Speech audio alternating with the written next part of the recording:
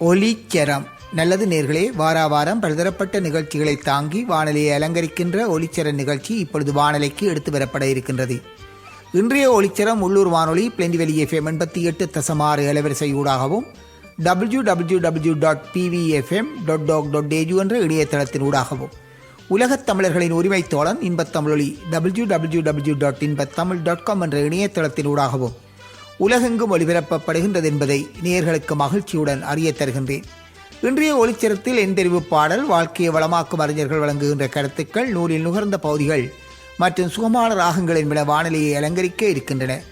வானொலியை அலங்கரிக்க இருக்கின்ற எந்தெரிவு பாடலின் பாடல் வரிகள் வணக்கத்துக்குரிய அன்பு ராஜா அமலமரி தியாகி அவர்கள், பாடல் இசை இன்பராஜ் அவர்கள்.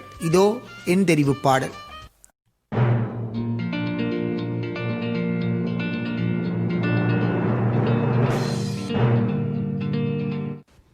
கொரோனா வைரஸ் தாக்கத்தினால் உலகெங்கும் மருத்துவ பணிகளை ஆற்றுகின்ற பணியாளர்கள் அத்தனை பேருக்கும் இப்பாடலை நன்றியோடு அர்ப்பணிக்கின்றோம்.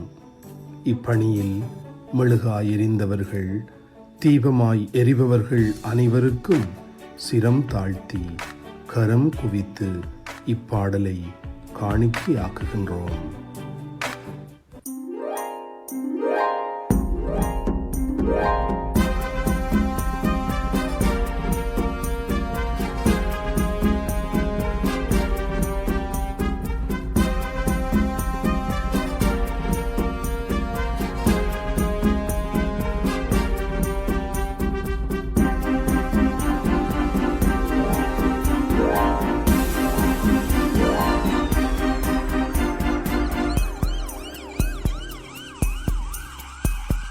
மனிதரில் புனித மருத்துவ நண்பர்களே, மரணத்தின் நிழலில் ஒளிரும் தீபங்களே, மருத்துவரே தாதியரே, அன்பின் ஊழியரே, உறவுகளின் உயிர் காக்கும் உன்னத பிறவிகளே, உங்களின் தியாகத்தை கண்ணீரோடு நினைக்கின்றோம். உள்ளத்தால் உணர்வுகளால் நன்றி கூறுகின்றோம். கரம் கூப்பினோம், தலை வணங்கினோம். நன்றி நன்றி என்றும் நன்றி கூறுவோம். கரம் கூப்பினோம், உமக்கு தலை வணங்கினோம். நன்றி நன்றி என்றும் நன்றி கூறுவோம். மனிதரில் புனித மருத்துவ நண்பர்களே, மரணத்தின் நிழலில் ஒளிரும் தீபங்களே, மருத்துவரே தாதியரே, அன்பின் ஊழியரே, உறவுகளின் உயிர் காக்கும் உன்னத பிறவிகளே.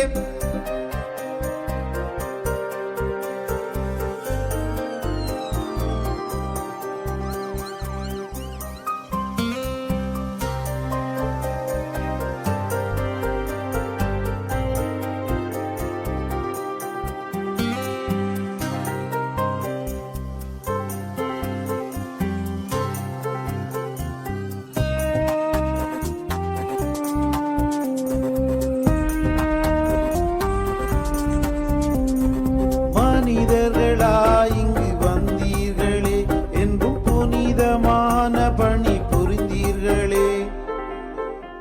தீபங்களாய் ஒளிந்தீரே, மறு தெய்வங்களாய் வாழ்கின்றீரே. கால நேரம் பாராது உயிர் காக்கின்றீர், கருணையுடன் கடமை தன்னை ஆற்றுகின்றீரே. தியாகமல்லவா உண்மை, தியாகமல்லவா, தியாகமல்லவா இது, தியாகமல்லவா. தீபங்களாய் எம்மிதயம் வாழ்ந்திடுவீரே. மனிதரில் புனித மருத்துவ நண்பர்களே, மரணத்தின் நிழலில் ஒளிரும் தீபங்களே, மருத்துவரே தாதியரே, அன்பின் ஊழியரே, உறவுகளின் உயிர் காக்கும் உன்னத பிறவிகளே, உங்களின் தியாகத்தை கண்ணீரோடு நினைக்கின்றோம். உள்ளத்தால் உணர்வுகளால் நன்றி கூறுகின்றோம். கரம் கூப்பினோம், தலை வணங்கினோம். நன்றி நன்றி என்றும் நன்றி கூறுவோம். கரம் கூப்பினோம், உமக்கு தலை வணங்கினோம். நன்றி நன்றி என்றும் நன்றி கூறுவோம். மனிதரில் புனித மருத்துவ நண்பர்களே, மரணத்தின் நிழலில் ஒளிரும் தீபங்களே, மருத்துவரே தாதியரே,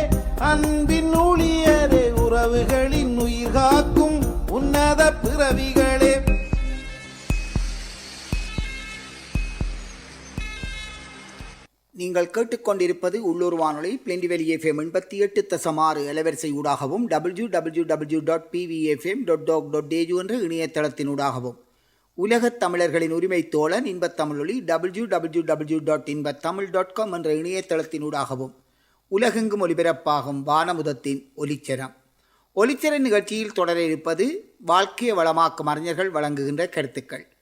அந்த வகையில் கவிஞர் கண்ணதாசன் அவர்களுடைய அர்த்தமுள்ள இந்து மதம் 2009 முதற் பதிப்பாக வெளியிடப்பட்ட அர்த்தமுள்ள இந்து மதம் நூலிலிருந்து நான் வாசித்த ஒரு பகுதியை உங்களுடன் பகிர்ந்து கொள்கின்றேன். உலகெங்கும் அந்நியர் தினம் வருகின்ற ஞாயிற்றுக்கிழமை 10ஆம் தேதி கொண்டாடப்பட இருக்கின்றது. உலகெங்கும் வாழும் அனைத்து அந்நியர்களுக்கும் அந்நியர் தின வாழ்த்துக்களை விட்டில்சி தமிழ்ச் சங்கமும் வானமுதம் குடும்பமும் இன்பத்தமிழ் வானொலி குடும்பமும் தெரிவிப்பதில் மிக்க மகிழ்ச்சி அடைகின்றனர். அந்நியர் தினத்தையொட்டி இவ்வாக்கத்தை நான் வானொலிக்கு எடுத்து வருகின்றேன். இவ்வாக்கம் இடம்பெற்ற நூல் கவிஞர் கண்ணதாசன் அவர்களுடைய அர்த்தமுள்ள இந்து மதம். இரத்தபாசத்தை உடம்பு சிலிக்க வர்ணிப்பது இந்து மதம்தான். பூமியை பூமாதா என்றும் பசுவை கோமாதா என்றும் வர்ணிப்பவர்கள் இந்துக்கள் தான். பொறுமையில் பூமாதேவி என்றும் அமைதியில் பசுவென்றும் சொல்பவர்கள் இந்துக்கள் தான். ஆகவே பொறுமையும் அமைதியும் நிறைந்தவள் தாய் என்பது இந்துக்கள் மரபு. பொறுமை, அமைதி, இரத்தபாசம், தன் வயிற்றை பட்டினி போட்டு மகனுக்கு ஊட்டுதல் இவையே தாய்மை. இந்துக்களிடையே ஒரு கதை உண்டு. ஒரு தாய், அவளுக்கு ஒரு மகன். அந்த மகனோ தாசிலோலன். ஒரு தாசியிடம் மனதை பறிகொடுத்தான். மனம் போனபடியே பொருள் போகும் என்றபடி பொருளையும் பறிகொடுத்தான். அவனிடம் பொருளில்லை என்பதை அறிந்த அந்த கணிகை அவனை துரத்தி அடித்தாள். அவனோ மோகலாகிரி முற்றி, உனக்கு எது வேண்டுமோ கொண்டு வருகிறேன் என்று காலில் விழுந்தான். அவள் கேலியாகச் சிரித்து கொண்டே, உன் தாயின் இருதயம் எனக்கு வேண்டுமென்றாள். காம மயக்கத்தில் சிக்கிய அவன் தாயிடம் ஓடினான். அம்மா, அவளுக்கு கொடுப்பதற்கு என்னிடம் ஏதுமில்லை, உன் இருதயம் வேண்டுமென்கிறாள், அவளை என்னால் மறக்க முடியாதம்மா என்று அழுதான். தாய் கேட்டாள், அதன் மூலம் அவள் திருப்தி அடைந்து உன்னுடனேயே இருப்பாளோ மகனே? இருப்பாள் என்றான் மகன். தன்னை கொன்று இருதயம் வெட்டி எடுத்து கொள்ளும்படி தாய் கூறினாள். அவன் தாயை கொன்றான். இருதயத்தை எடுத்தான். வலது கையில் ஏந்தியவாறு கணிகை வீடு நோக்கி ஓடினான். வழியில் ஒரு கல் தடுக்கி கீழே விழுந்தான். கையில் இருந்த தாயின் இருதயம் 4 அடி தள்ளி விழுந்தது. அடிபட்டு விழுந்த அவனை பார்த்து அதே இருதயம் சொன்னது, ஐயோ, வலிக்கிறதா மகனே? நான் உயிரோடு இல்லையே உனக்கு மருத்துவம் செய்ய. மகன் அம்மா என்று அலறினான். அவன் ஆவி பிரிந்தது. ஆம், அதன் பெயர்தான் தாய்மை. ஓரிடத்தில் நான் சொன்னேன், இறைவன் உன் ஆத்மாவுக்கு மட்டுமே பொறுப்பேற்றுக் கொள்கிறான் என்று. ஆனால் ஓர் அன்னையோ உன் ஆத்மாவுக்கும் உடம்புக்கும் பொறுப்பேற்றுக் கொள்கிறாள். கடைசியாக தாயை மதிப்பவர்களுக்கு, பக்தி செலுத்துபவர்களுக்கு எப்படி வாழ்வு தரும் என்பதை சாதாரண மனிதனுக்கு புரியும்படி சொல்கிறேன். இன்று படபுலகில் 20 வருஷங்களாக அசைக்க முடியாமல் இருந்து வரும் நட்சத்திரங்கள், அரசியலில் திடீரென்று அதிர்ஷ்டம் வாய்ந்த குறைந்த கல்வியே உள்ள தலைவர்கள் அனைவரையும் எண்ணிப்பாருங்கள். அவர்கள் அனைவரும் தாயிடம் பக்தி செலுத்திய ஒரே காரணத்தினால் முன்னுக்கு வந்தவர்கள். இவ்வாக்கம் 2009ஆம் ஆண்டு முதற் பதிப்பாக வெளிவந்த கவிஞர் கண்ணதாசன் அவர்களுடைய அர்த்தமுள்ள இந்து மதம் என்ற நூலில் தாய் ஒரு விளக்கம் என்ற தலைப்பில் இடம்பெற்ற அந்த ஆக்கத்தின் ஒரு பகுதி.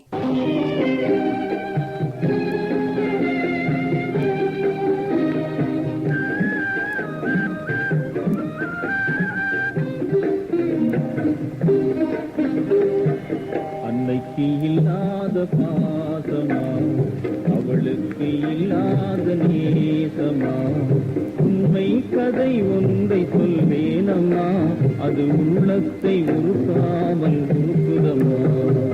அன்னைக்கு இல்லாத பாசமா, அவளுக்கு இல்லாத நேசமா.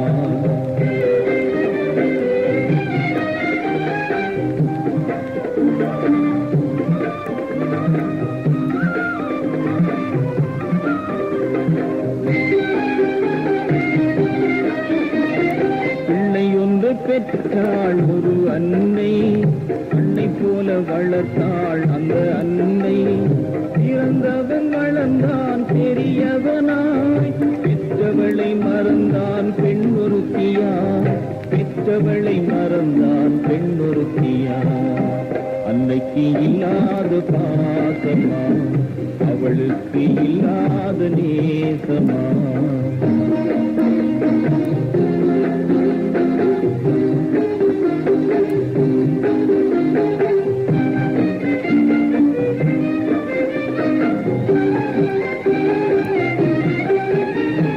அன்னையின் இதயம் வேண்டும் என்று அவனின் மனைவி கேட்டாளா? அன்னையை கொண்டு இதயத்தை எடுத்து அவளுக்கு கொடுக்க வந்தானம்மா, அவளுக்கு கொடுக்க வந்தானம்மா. அன்னைக்கு இல்லாத பாசமா, அவளுக்கு இல்லாத நேசமா.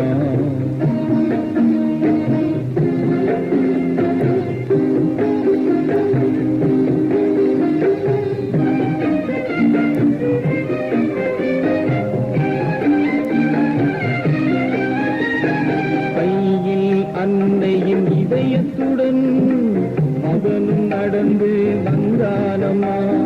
வழியில் கல்லில் இடறியதால் வந்தவன் கீழே விழுந்தானா. வழியில் கல்லில் இடறியதால் வந்தவன் கீழே விழுந்தானா. அன்னையின் இதயம் நிலத்தில் கிடந்து ஐயோ மகனே என்றதுதான். அன்னையின் இதயம் நிலத்தில் கிடந்து ஐயோ மகனே என்றதுதான். கண்ணே காலில் காயமடா, கண்ணே காலில் காயமடானே. அவனித்து நட என்று குடித்ததுவா, அவனித்து நட என்று குடித்ததுவா. அன்னைக்கு இல்லாத பாசமா, அவளுக்கு இல்லாத நேசமா. உண்மை கதை ஒன்றை சொல்வேனம்மா, அது உள்ளத்தை உருக்காமல் உருக்குதமா. உண்மை கதை ஒன்றை சொல்வேனம்மா, அது உள்ளத்தை உருக்காமல் உருக்குதமா. 70களில் இலங்கை வானொலியில் ஒலிபரப்பப்பட்டு என் மனதை தொட்ட அந்த பாடல் நீண்ட தேடலுக்கு பின் இன்று வானமுதம் வானொலியில் அந்நியர் தினத்திற்காக ஒலிபரப்பப்பட்டது. பாடலை பாடியவர் KS பாலச்சந்திரன், இசை R முத்துசுவாமி, கவிவரிகள் ஈழத்து ரத்தினம். நீங்கள் கேட்டுக்கொண்டிருப்பது உள்ளூர் வானொலி பிளெண்டிவெளி FM 88.6 அலைவரிசை ஊடாகவும் www.pvfm.org.au என்ற இணையதளத்தின் ஊடாகவும் உலகத் தமிழர்களின் உரிமை தோழன் இன்பத்தமிழொலி www.inbatamil.com என்ற இணையதளத்தின் ஊடாகவும் உலகெங்கும் ஒலிபரப்பாகும் வானமுதத்தின் ஒலிச்சரம். ஒலிச்சர நிகழ்ச்சியில் தொடர இருப்பது நூலில் நுகர்ந்த பகுதி. இன்று நூலில் நுகர்ந்த பகுதியாக இன்று ஜெர்மன் தத்துவ ஞானி கார்ல் மார்க்ஸ் அவர்களுடைய பிறந்த தினம். அதையொட்டி அவர் பற்றிய ஒரு ஆக்கத்தை இப்பொழுது வாழலைக்கு எடுத்து வருகின்றேன். உலகின் தலைசிறந்த காதல், நட்பு, சித்தாந்தம் எல்லாம் ஒரே மனிதன் வசம் என்றால் கார்ல் மார்க்ஸுக்குத்தான் அப்பெருமை போய் சேரும். போராட்டம், வறுமை, வலிகள், பசி இவையே வாழ்க்கையின் ஒவ்வொரு அங்குலத்திலும் நிறைந்திருந்த போது எளியவர்களும் பாட்டாளிகளும் எப்படி துன்பத்தில் இருந்து விடுதலை பெறுவது என ஓயாமல் சிந்தித்த அசாதாரணமான மனிதர் அவர். ஜெர்மனியில் மே 5 1818 பிறந்த மார்க்ஸுக்கு அவரின் அப்பா எல்லையற்ற சுதந்திரம் தந்தார். மகனின் போக்கிலேயே இருக்க விட்டார். மார்க்ஸ் இறக்கும் வரை அப்பாவின் புகைப்படம் சட்டப்பையில் இருக்கிற அளவுக்கு இருவருக்குமான பந்தம் உறுதியானது. தத்துவ ஞானி ஹெகலை ஆதரித்த குழுவில் தன்னையும் இணைத்து கொண்ட மார்க்ஸ் மதத்தை மறுத்தார். மதம் என்பது மனிதத்தன்மையற்றது, அது போதைப் பொருள்களை போன்றது என கடுமையான விமர்சனங்களை வைத்தார். ஷேக்ஸ்பியர், கதே என எண்ணற்ற இலக்கிய ஆளுமைகளின் எழுத்துக்களில் ஆர்வம் கொண்டிருந்த அண்டை வீட்டு நண்பரிடம் அடிக்கடி உரையாடும் பொழுதுதான் அவரை விட 7 வயது முதிர்ந்த ஜென்னியிடம் காதல் பூத்தது. கரடுமுரடான சுவாபம் கொண்ட ஏழ்மையில் உழன்ற மார்க்ஸை அரசகுல நங்கியான ஜென்னி மனதார நேசித்தார். அவர்களின் காதல் பல வருடங்கள் காத்திருப்புக்கு பின் கனிந்தது. அப்பொழுதுதான் மார்க்ஸ் ஒரு பத்திரிகையின் ஆசிரியராகி இருந்தார். அவரின் எழுத்துக்கள் பாட்டாளிகள் எப்படி முதலாளிகளால் சுரண்டப்படுகின்றார்கள் என தெளிவுபடுத்தின. எப்படி சிலரிடம் செல்வம் தேங்கி கிடக்கிறது என்பதையும் விளக்கினார். எல்லாவிதமான அடக்குமுறைகளையும் பாட்டாளிகள் தகர்த்தெறிய ஒன்று சேர வேண்டும் என அவரின் எழுத்துக்களின் மூலம் உத்வேகப்படுத்தினார். பிரான்ஸ் அரசு நாடு கடத்தியது. இவரின் சிந்தனை வேகத்தை பார்த்து பிரான்ஸ் அரசு ஒரு நாளுக்குள் நாட்டை விட்டு வெளியேற வேண்டுமென்றது. பெல்ஜியத்தில் போய் குடியேறினார் மார்க்ஸ். நிலைமை இன்னும் மோசம். எல்லா இடங்களுக்கும் ஜென்னி புன்னகை மாறாமல் உடன் வந்தார். ஒருமுறை விபசார விடுதியில் ஒரு நள்ளிரவு முழுக்க சந்தேகப்பட்டு போலீஸ் அடைத்து வைத்த போது கூட சின்ன முகச்சுளிப்பை கூட மார்க்ஸை நோக்கி காட்டாத மங்கை அவர். எங்கெல்ஸை ஏற்கனவே ஒருமுறை சந்தித்திருந்த மார்க்ஸ் மீண்டும் ஒருமுறை சந்தித்த பொழுது எண்ணற்ற தளங்களில் தங்களின் சிந்தனைகளை ஒத்திருப்பதைக் கண்டார். இவரை காப்பதை தன் வாழ்நாள் கடமையாக செய்தார் எங்கெல்ஸ். வருடத்துக்கு ஒரு குறிப்பிட்ட தொகையை அனுப்பிக்கொண்டே இருந்தார். இங்கிலாந்தின் நூலகங்களில் தவங்கிடந்து மூலதனத்தை உருவாக்கினார்கள். ஒரு பொருளை நீங்கள் வாங்குகிறீர்கள் என்றால் அதற்கு ஒரு விலை கொடுத்தே அதை வாங்குவீர்கள். அந்த பொருளை பல்வேறு துன்பங்களுக்கு உள்ளாகி தயாரிக்கும் தொழிலாளிக்கு நீங்கள் கொடுக்கும் பணம் போய் சேர்கிறதா என்றால் இல்லை. மூலதனத்தை போட்ட முதலாளி ஒட்டுமொத்த லாபத்துக்கும் சொந்தக்காரராகிறார். அப்படி இல்லாமல் மூலத்தை உழைக்கிறவனுக்கும் பிரித்து தர வேண்டும் என்பதே அதன் சாரம். உலகின் பொருளாதாரத்தை பற்றி மார்க்ஸ் எழுதிய காலத்தில் வீட்டு நிலைமை ஏகத்துக்கும் மோசமானது. பிள்ளைகள் மாண்டு போனார்கள். பிறந்த பொழுது உனக்கு தொட்டில் கட்ட காசில்லை, இப்பொழுது அடக்கம் செய்ய காசில்லை என ஜென்னி கண்ணீர் விடுகிற அளவுக்கு நிலைமை மோசம். பசியால் நொடிந்து போய் மார்பிலிருந்து ரத்தம் சொட்ட பிள்ளைக்கு பாலூட்டிய கொடுமையிலும் மார்க்ஸை அன்போடு சுருட்டு வாங்கி தந்து காத்தார் ஜென்னி. ஜென்னி இறந்த 2 வருடங்களில் ஏற்கனவே மனதளவில் இறந்து போயிருந்த மார்க்ஸ் மீளா துயில் கொண்டு விட்டார். கார்ல் மார்க்ஸ் கண்ட கனவான பாட்டாளிகளின் புரட்சி அடுத்த நூற்றாண்டில் பல நாடுகளில் காட்டாற்று வெள்ளம் போல பொங்கி பெருகிற்று. சூரியனின் கதிர்கள் போல உலகம் முழுக்க கம்யூனிசம் நீக்கமற மக்களின் சிந்தனையில் புகுந்தது.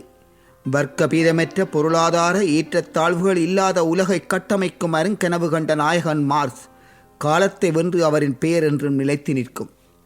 கார்ல் மார்க்ஸ் பற்றி வரலாற்று மனிதர்கள் என்ற நூலில் சரவணன் அவர்கள் எழுதிய ஆக்கத்தை இப்பொழுது ஜெர்மன் தத்துவ ஞானி கார்ல் மார்க்ஸின் பிறந்த தினமாகிய இன்று வானமுதத்தின் வானரைக்கு எடுத்து வந்தோம்.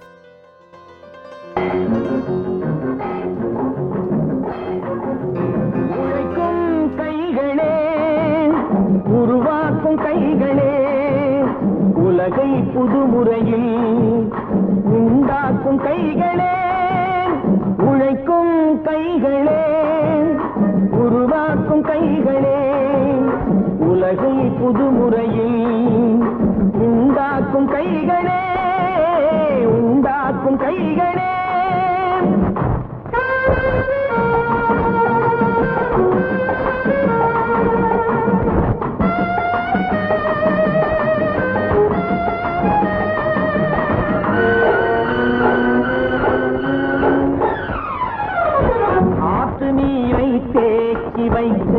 அணைகள் கட்டும் கைகளே, ஆண்கள் பெண்கள் மானம் காக்க ஆணை தந்த கைகளே, சேற்றில் ஓடி நாற்று நட்டு களையெடுக்கும் கைகளே, செக்கர்வானம் போல எல்கும் சிவந்து நிற்கும் கைகள் எங்கள் கைகளே, உழைக்கும் கைகளே, உருவாக்கும் கைகளே, உலகை புதுமுறையில் உண்டாக்கும் கைகளே, உண்டாக்கும் கைகளே.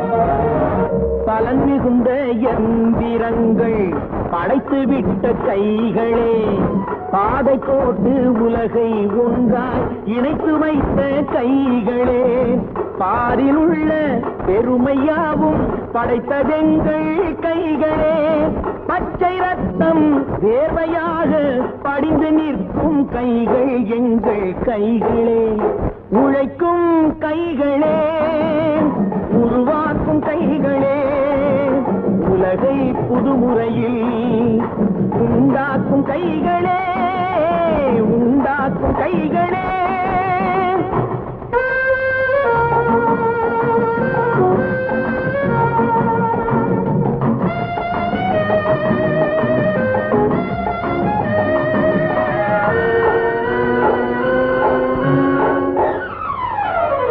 உலகம் எங்கும் தொழில் வளர்க்கும் மக்கள் ஒன்றாய் கூடுவோம்.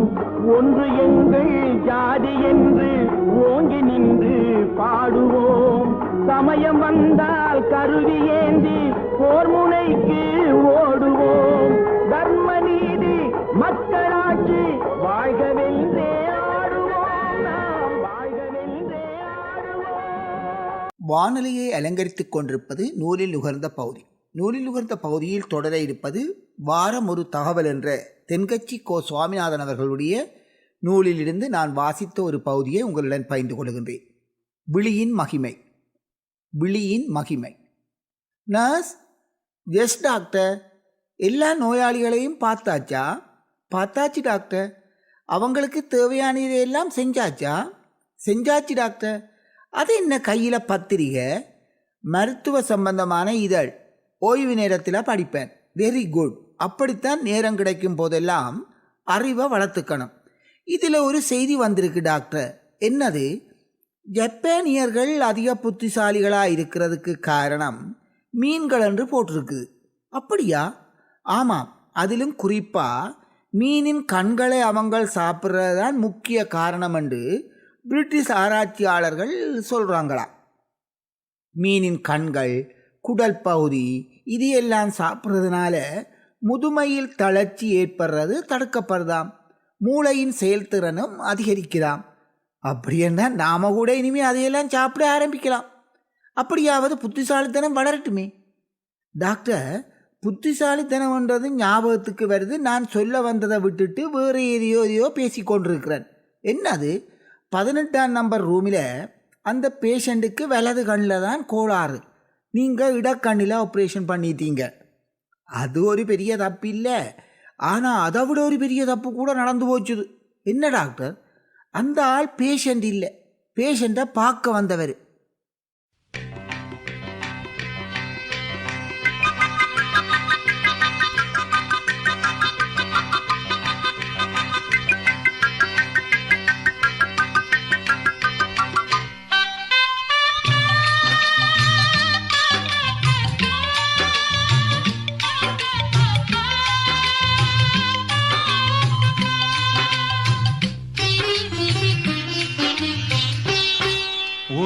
பொம்மலாட்டம் நடக்குது, ரொம்ப புதுமையாக இருக்குது.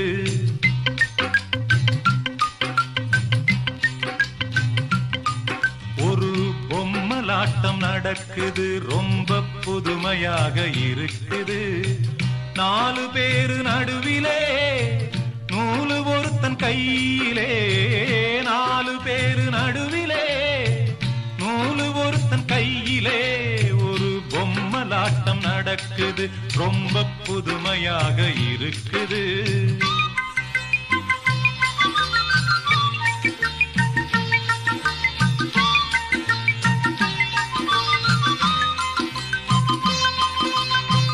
அல்லும் பகலும் அண்ணன் வாழ்ந்தான் தங்கச்சிக்காக. அந்த உள்ளம் இப்போ கல்லாய் போனது தன் கட்சிக்காக.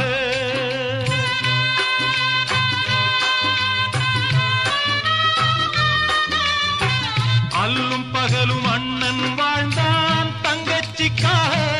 அந்த உள்ளம் இப்போ கல்லாய் போனது தன் கட்சிக்காக. மாலை ஒன்று தொடுத்து வைத்தாள் மன்னனுக்காக. அதை வீதியிலே விட்டெறிந்தாள் அண்ணனுக்காக. ஒரு பொம்மலாட்டம் நடக்குது, ரொம்ப புதுமையாக இருக்குது. 4 பேரு நடுவிலே, நூலு ஒருத்தன் கையிலே. 4 பேரு நடுவிலே, நூலு ஒருத்தன் கையிலே.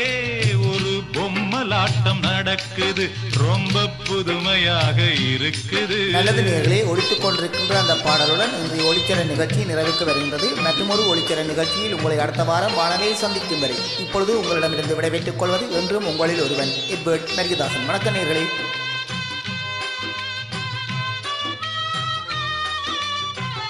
இலவு காத்த கிள்ளை போலே இத்தனை காலம் இந்த வஞ்சி மகள் வரைந்ததெல்லாம் தண்ணீர் கோலம்.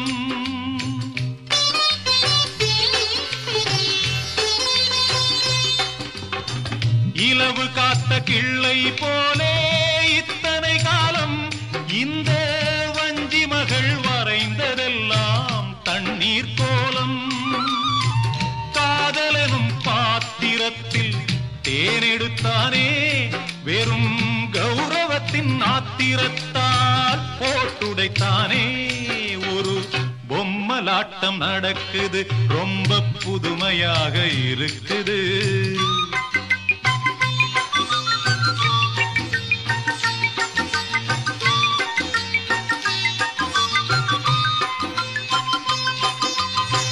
நான்கு கிளிகள் காதல் வலையில் விழுந்தது ஏனோ, இதில் ஒருவர் பாவம் மற்றவர் தலையில் விடிந்தது ஏனோ.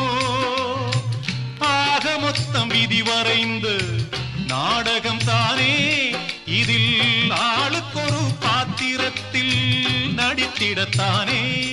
ஒரு பொம்மலாட்டம் நடக்குது ரொம்ப புதுமையாக இருக்குது.